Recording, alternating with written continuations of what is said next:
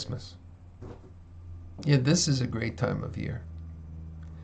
I say that not because we want to be merry in the season so much, but because we want hope. We want joy. And joy is very different than happiness. You can have joy in the midst of a lot of pain. You can have joy in the midst of terrible unhappiness, because happiness depends on circumstance and joy depends on the giver of life. As a result, to experience true joy in the season is something we can expect, regardless of how terrible certain circumstances may be around us, regardless of what we are being constricted by governments. So my prayer for you is that you do experience joy this year, that you experience hope, that you know where your salvation is. And that gives you great peace, because there is peace with God, because Christ came. If we can remember for a minute that the clothes that Jesus was wrapped in as an infant were grave clothes, that he was born to die, that he wasn't come to live a great, successful, wonderful, rich life and show us the way to God's favor was through riches. That's not true. God says, blessed are the poor. Why? Because they have less distractions. They have more ability to focus on those things that are true and right, and we get swept away by the cares of this world. So many people, especially young people, are taught very young that Christmas is about what they get. It's about getting. And Jesus' example is that Christmas is about giving. It's about taking on the hard circumstances.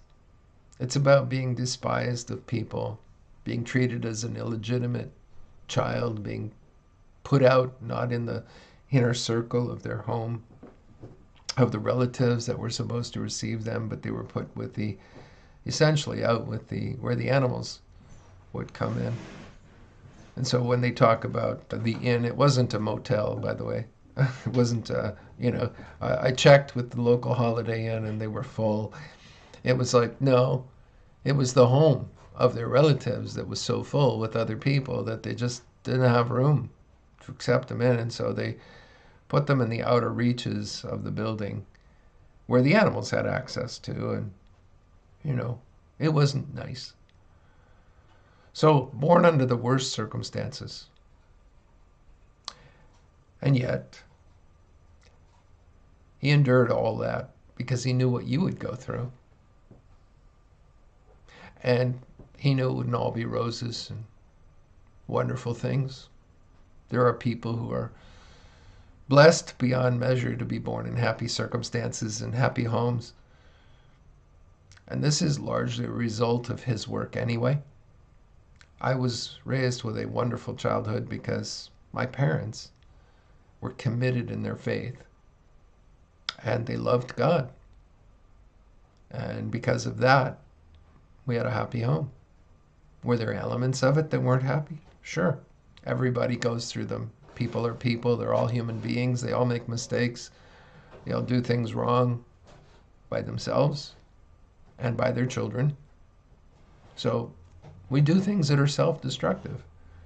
And we do things that hurt those that we love the most. And yet, overall, my circumstances were wonderful circumstances growing up. And I've tried to even improve on those in my own home. And yet I've still done things that are self-destructive and that have hurt the ones that I love.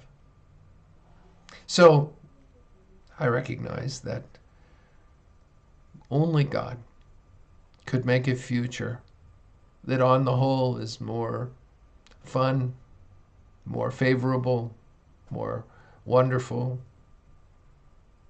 Only he could make a future like that. Because the world that Christ was born into was not a good world. A lot of problems. A lot of government problems. A lot of the same things we face now, he faced then.